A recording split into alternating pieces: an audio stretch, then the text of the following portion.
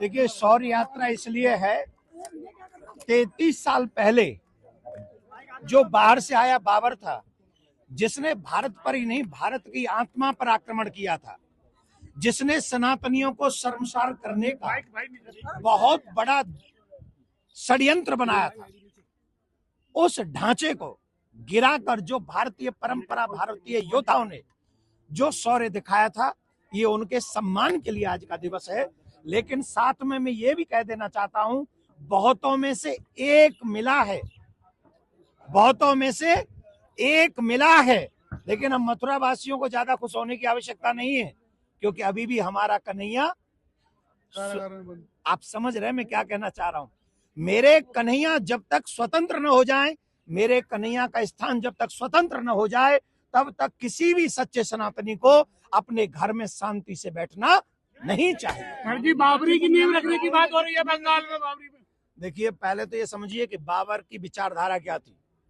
उस भारत के विरुद्ध अगर कोई मुझसे पूछेगा बाबर कौन है, तो मैं कहूंगा वो इस देश का द्रोही है, ये देश का शत्रु है। और जो देश के शत्रु से अपनी विचारधारा मिलाते हैं, वो कौन हुए?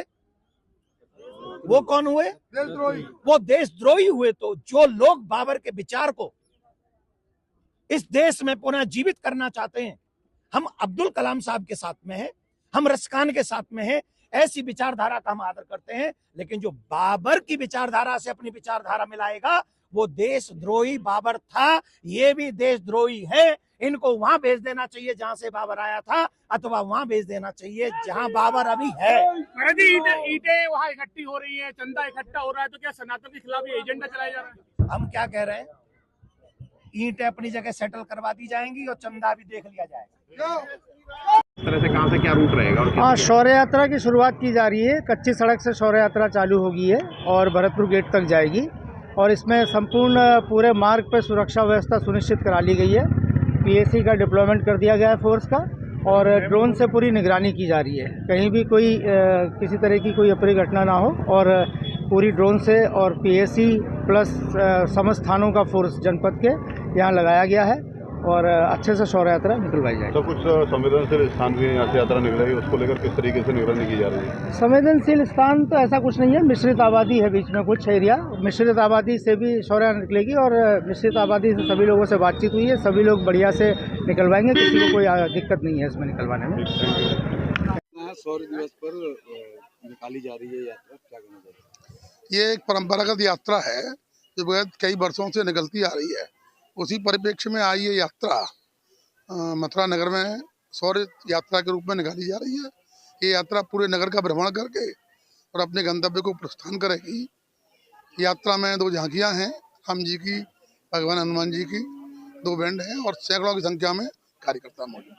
मुस्लिम समाज का कहना है कि हम इस दिन को भाईचारे के रूप में मनाते हैं, लेकिन हिंदू समाज के उनका भाईचारा हमको तो अभी तक कहीं दिखा नहीं है, लेकिन अगर वो भाईचारा बनाते हैं तो हम भी उनके भाईचारे के साथ में ही हैं, लेकिन हमें कहीं उनका भाईचारा दिखा नहीं, तो इसलिए हम उस पर कोई टिप्पणी करना भी नहीं चाहते।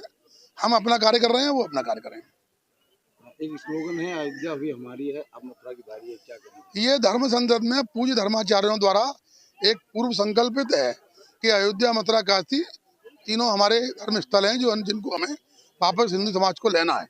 इसी क्रम में अयोध्या का क्रम पूरा हो चुका है, भगवान राम का मंदिर प्रतिष्ठापित हो चुका और अभी वहाँ धर्मध्वजा भी पूज्य प्रधानाचार्य जी द्वारा, पूज्य प्रधानमंत्री जी द्वारा स्थापित की जा चुकी है।